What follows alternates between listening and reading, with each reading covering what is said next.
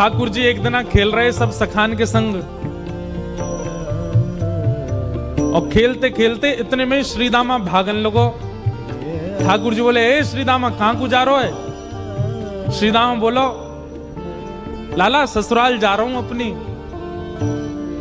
ठाकुर जी बोले, नंदगाम सुनो, बरसानो सुनो, वृंदावन सुनो, गोकुल सुनो, जे ससुराल कौन सा गांव है भैया? श्रीदामा हंस के बोलो, लाला ससुराल गांव को नाम ना है। तो बोले, फिर कहा है ससुराल? बोले, जब ब्याह है जाए ना तो अपनो घर तो पीहर है और पत्नी को घर जो है का वो ससुराल है। ठाकुर जी बोले, जे पत्नी कौन होवे? बोले, लाला जैसे नंद बाबा की तेरी मैया यशोदा पत्नी है, ऐसे ही मेरा ब्याह है रो, मैं पत्नी लेवे जा रहा हूं, तो पत्नी के घर को ससुराल के में। ठाकुर जी गए श्रीदामा के पास, ओए श्रीदामा मेरो ससुराल कौन सा है? मेरे ससुराल को नाम बता। श्रीदाम बोलो, मुंह का पता तेरा ससुराल कौन सा? तेरी बहू जहां की होगी वो तेरा ससुराल। बोले, मेरी बहू कहां है? श्रीदामा बोलो, लाला मुंह मत पूछे, मैया तो जाके पूछ। ठाकुर जी तो आज पहुंच गए सुबेरे ते ही, और यशोदा मैया से जाकर के रोने लगे। मैया बोली, काय गुरो रा लाला? बोले, मैया तेने मुझसे इतनी बड़ी बात छिपाई। मैया बोली, कहा छुपा दियो मैंने? बोले, तेने मेरी ससुराल को नाम ना बतायो आज तक। मैं 3.5 बरस को बूढ़ा है अभी तक मो मेरी ससुराल ना पतो, और वो श्रीदामा अपनी ससुराल गए बहू लेवे। यशोदा मैया बोली, लाला तेरी संगत सुधारनी पड़ेगी, सबरे सखा तो दिन ब दिन बिगाड़ते जा रहे हैं। लाला तूने एक बड़ो है जा, तेरी ससुराल है जाएगी। ठाकुर जी बोले, बड़े कैसे हूं मैं? बोले, जब खुद दूध पीन लगेगो, खुद नहान लगेगो, खुद तैयार है जाएगो, घर के सब काम अन्य करने लगेगो, तू बड़ा हो जाएगो, तेरो ब्याह करा दूंगी। महाराज वही दिना ठाकुर जी गए, अपने सबरे पुराने लत्ता कपड़ा लेकर के आए, धोने लगे उन्हें, अपने आप दूध पीने लगे, अपने आप भोजन करने लगे, अपने आप ही ऊट पटांग श्रृंगार करने लगे। शाम को बोले, मैया मैं बड़ो है गो, अब ब्याह करा दे मेरो। मैया बोली, वाह दिन में ही बड़ो है गो तू। मैया तो बोले, मैया देख तू बात ने मत बदले, बार बार मोते कह तू ऐसा कर तो ब्याह कराऊंगी, बड़ो है जा तो ब्याह कराऊंगी। अब सब काम मैंने कर दिए, घर के सब काम काज करने लगो मैं, देख अपना श्रृंगार खुद करके आऊं, देख कैसा लग रहा हूं मैं। मैया बोली, ओठ वारी चीज आंखन में लगा के आयो, आंख वारी ओठन में लगा के आयो, यो करो बड़ो है गो मैं।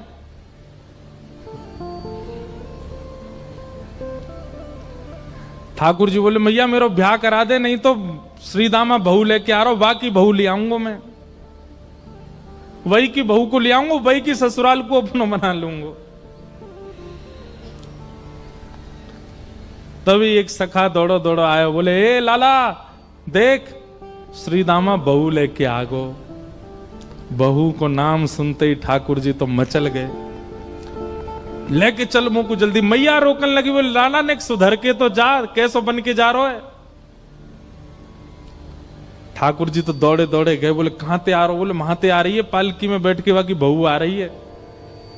ठाकुर जी पहुंच गए, बीच रास्ता में रोक ले, सबको कथा पता है। माधवी की मां ने पहले ही मना करके भेजा था कि बोले, तेरे सखा, तेरे पति जो श्रीदामा, उनके जो सखा कृष्ण है, उनको मुख मत दिखाइयो। ठाकुर जी पालकी में घुस गए, हाथ पांव जोड़ के कहने लगे, भाभी जी एक बार ने अपना मुख दिखाए दो, लेकिन माधवी ने नहीं दिखाया। अब देखो, भक्त नहीं चाह रहा है कि ठाकुर जी को मैं मुख दिखाऊं, पर ठाकुर जी तो देख रहे हैं ना। आप कितनों भी उनको देख लो, लेकिन आपके चित्त में भक्ति को संचार तभी होगी जब उनकी कटाक्ष आप पे पड़ेंगे। तो एक बात तो सिद्ध है कि यहां बैठे जितने भी हैं, एक बार भी यदि नाम के प्रति प्रेम आपके चित्त में बढ़ रहा है तो ठाकुर जी ने कभी तो देखे, भूल के ही सही देखे तो हैं हम, तभी हमारे चित्त में भाव उत्पन्न।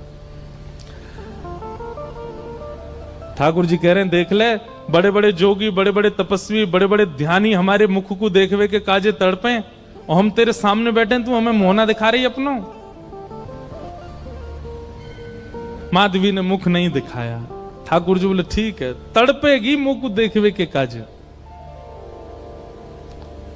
माधवी बोली मोए ना तड़पनो, मेरे पास मेरो खसम है, वही देख लूंगी, तो मैं काहे को देखूं। ठाकुर जी बोले वचन दे के जा रहा हूं, तड़पेगी। जैसे छोटे से बालक कभी कभी बड़ी बड़ी बात करते हैं तो बड़े लोग उसको मजाक में लेते हैं, ऐसी माधवी ने भी मजाक में लिया, देखा ही नहीं ठाकुर जी को। लेकिन ब्रज वृंदावन में तो और कोई काम ही नहीं। या दो हने बहनने मथनो पलेपो प्रेंखे खनार भरुदितो क्षणमार जनादो। श्री शुकाचार्य जी वर्णन करते हैं वृंदावन में कैसी स्थिति है।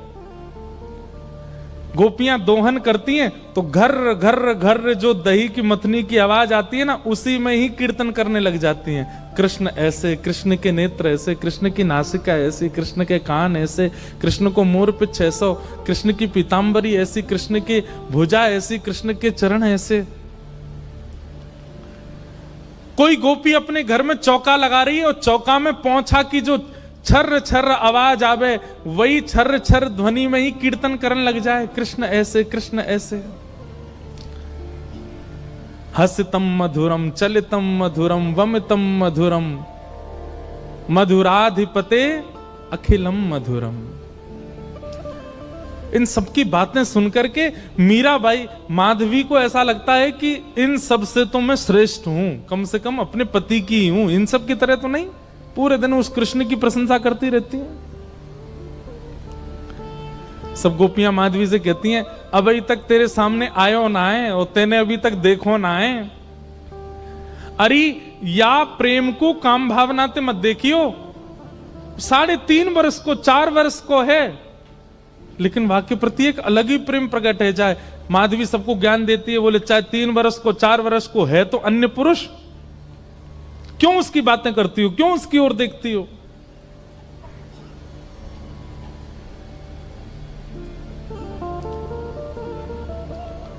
लेकिन 24 घंटे गोपियों के बीच में रहती माधवी को और कोई चर्चा ही नहीं सुनाई देती।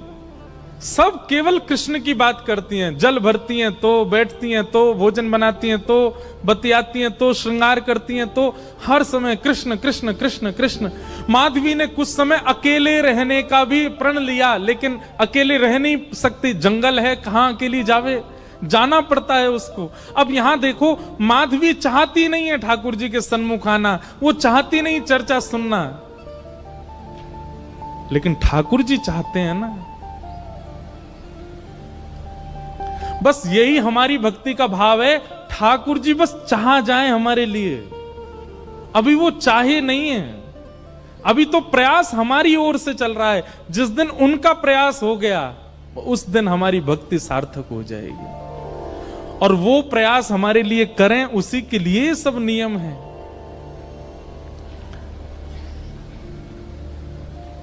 अब तो माधवी 24 घंटा ठाकुर जी का नाम सुनती है। एक दिन रात में सोई तो अब कानों में कृष्ण कृष्ण कृष्ण कृष्ण गूंज रहा है, तो कान बंद करती, पता नहीं पूरे दिन इतना नाम सुनती हूं कि अब तो कानों में भी यही गूंजता है।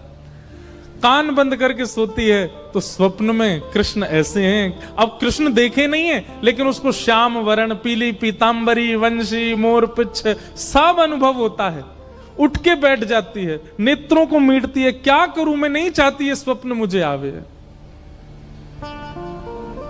श्याम दृगन की चोट बुरी रे, श्याम दृगन की चोट। ठाकुर जी देख लेंगे तो ऐसे है जाओ।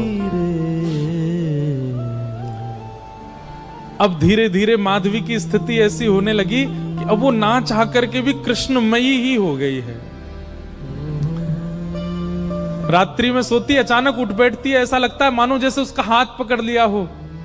रात्रि में सोती, अचानक से मोगरा की सुगंधी आने लगती है, गुलाब की सुगंधी आने लगती है, उठ के बैठ के डर जाती है, कौन आ गया। अब तो स्थिति ऐसी हो गई कि आधी रात और माधवी को ऐसा लगता है कि भोर हो गई, और तुरंत उठ करके जल्दी जल्दी वस्त्र धारण करती है, मटका उठाती है और दौड़ करके जाती है। अरे विलंब है गयो, इतनी देर है गई, मैं अभी तक उठी नहीं, जबकि है आधी रात। दिन रात सब परिवर्तित हो गया।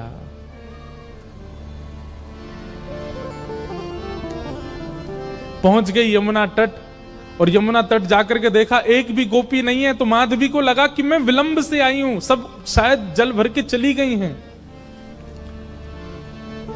जल भर के रोज जाती है माधवी, लेकिन आज पता नहीं उस पात्र में इतना भार कहां से आ गया कि स्वयं ही नहीं उठा पा रही है। इधर उधर देखने लगी, याचना करने लगी, कोई तो आवे, कोई तो उठा दे। आधी रात उसके लगा है कि अभी भोर हो गई है, और तभी कोई नहीं है वहां। नंद नंदन श्याम सुंदर चलते हुए आ रहे हैं माधवी के पास। मैं एक बात कहता हूं बंधुओं, आप बच नहीं सकते ठाकुर। उनका नाम है कृष्ण, करशतीति कृष्ण। आप नेत्र बंद कर लोगे तो वो ऐसी बात बोल जाएंगे कान में कि कान से उनके हो जाओगे। कान बंद कर लोगे, नेत्र बंद कर लोगे तो ऐसी सुगंधी आ जाएगी कि सुगंधी से उनके हो जाओगे। नाक, आंख, कान सब बंद कर लोगे तो आपके अधर पर एक ऐसा रस टपका देंगे कि उससे उनके हो जाओगे। मुख भी बंद कर लोगे तो केवल एक उंगली से आपका स्पर्श करके चले जाएंगे, स्पर्श से उनके हो जाओगे। कहां तक बचोगे?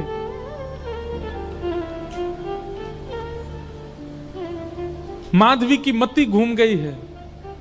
आधी रात ही आ गई और तभी ठाकुर जी वहां पहुंच गए।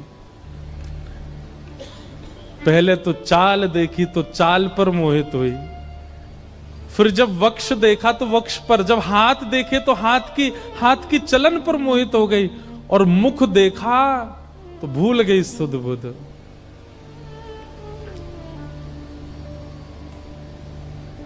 ठाकुर जी आए और आकर के मंद मुस्काए के बोले, हेरी गोपी उचाए ना पा रही, चल ले मैंने एक हाथ लगाए दूं, उचाले याकू। और एक तरफ से माधवी ने मटकी पकड़ी और दूसरी तरफ से ठाकुर जी आकर के नन्हे से गोपाल जी ने जैसे ही हाथ लगाया मटकी उठने लगी। लेकिन मटकी पर नेक सहारा देते माधवी रख लेती, ऐसा नहीं। ठाकुर जी मटकी उछा के जैसे जैसे मटकी उछ रही है वैसे वैसे ठाकुर जी लंबे होते जा रहे हैं, और बिल्कुल माधवी के नेत्रन के सामने आकर के खड़े है गए। कटाक्ष नेत्रों के सामने कोई गोपी टिक नहीं पाती, और माधवी को ठाकुर जी प्रत्यक्ष देख रहे हैं, सामने खड़े हैं के। और वो एक क्षण के लिए जो रूप माधुरी का दर्शन हुआ, वो दर्शन देकर के ठाकुर जी खिलखिल करते हुए भाग गए वहां से। अब माधवी चाहती है कि पीछे भागें, लेकिन पैर स्तब्ध हो गए।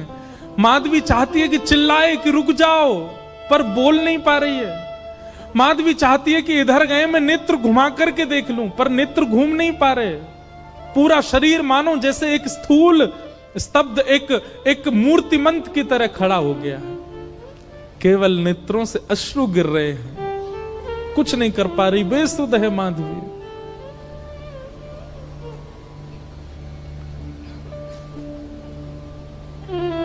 वहीं खड़ी रही तब तक जब तक भोर में गोपियां जल भरने नहीं आ गईं।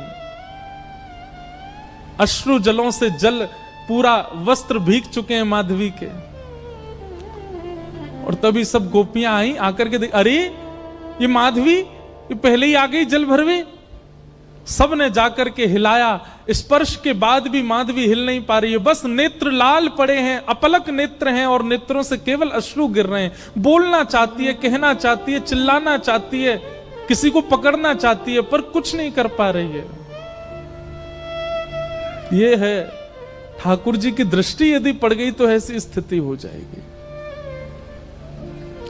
तभी गोपी गई और यमुना जल लेकर के जैसे ही माधवी के मुख पे छिड़को, माधवी तुरंत सचल जैसी हो गई और धड़ाम से मूर्छित होकर गिरी। गोपियां सब उसके चरण मसलने लगी, हाथ पकड़ने लगी, सिर सहलाने लगी। और जैसे ही होश में आई, होश में आती बस रो रही है और पूछ रही है वो कहां है, मोहिनी मूरत सांवली सूरत, वो कहां है?